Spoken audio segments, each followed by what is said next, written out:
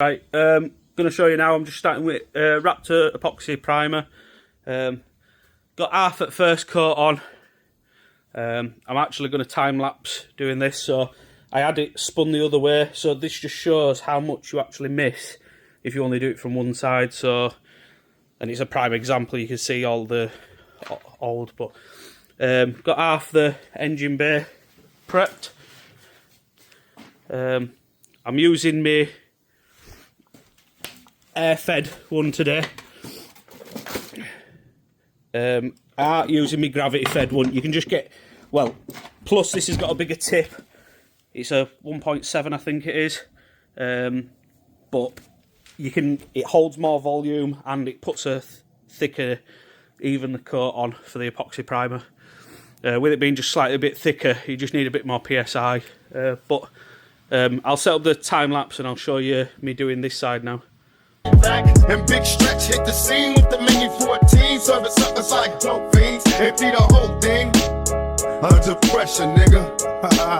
That's right. Yeah, never run, throw your gun in the air. Oh yeah, nigga, boss ain't no time to spare. Got the rockers, motherfucker, and we fuck shit up. And with the stainless steel. So, got a coat of Raptor epoxy primer on everywhere. Well, not everywhere. Engine bay, the underside, and I've got a bit on the side skirts as well. Before I start blending all them into the back quarters. But yeah, no, looking a lot better just with it being in one colour now. So I need to start blending the front tubs in.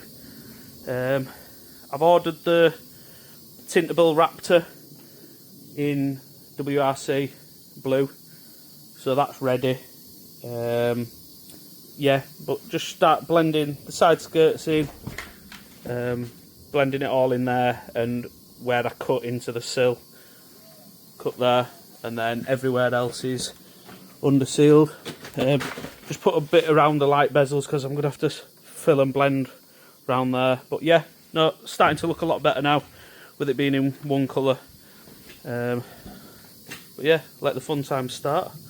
Seen for the last couple of months that there's been the front subframe and the rear subframe all built up. I literally just unbolted it off the car and lowered it down, just to save loads of bits everywhere. But I took the steering rack. I was told it's a Spec C steering rack, so it should be more responsive. The rear white line control arms I took off, the rear trailing arms. They've got good bushes in them. There were new bushes when the bloke put them in, so hopefully I can just treat them, spray them, or I'll take the bushes out and powder coat them. Got the rear hubs out. I'll strip them down. I'm putting new bearings in and extended hard race. I think they are extended wheel bolts. I think they're about 70mm long, so they'll be a lot better if I ever need to run any spacers. I don't think I do because the offset that I've got is ridiculous, but I think the person said that he runs 10mm, I think he does, so, but I'll get it all built up. But the two front and back subframes are there. I'll probably get them powder coated. I have spoke to Andy Hughes. He's sent me a price list through for a front tubular subframe and a rear tubular subframe and a gearbox cradle.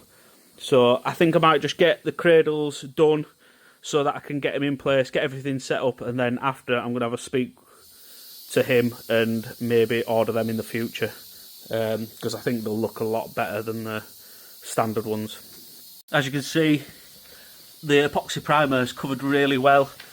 I'm glad I took it all back and treated it properly, because I've already ordered the Raptor, so it's tintable, so I've got it mixed ready, so that when it comes I'll neaten up all these edges, because that is just tiger seal from when I mounted the side skirts. But I'll get all that sanded and flatted off, or cut and trimmed back, and I still don't know whether to do the underneath of the side skirt with Raptor just for road rash.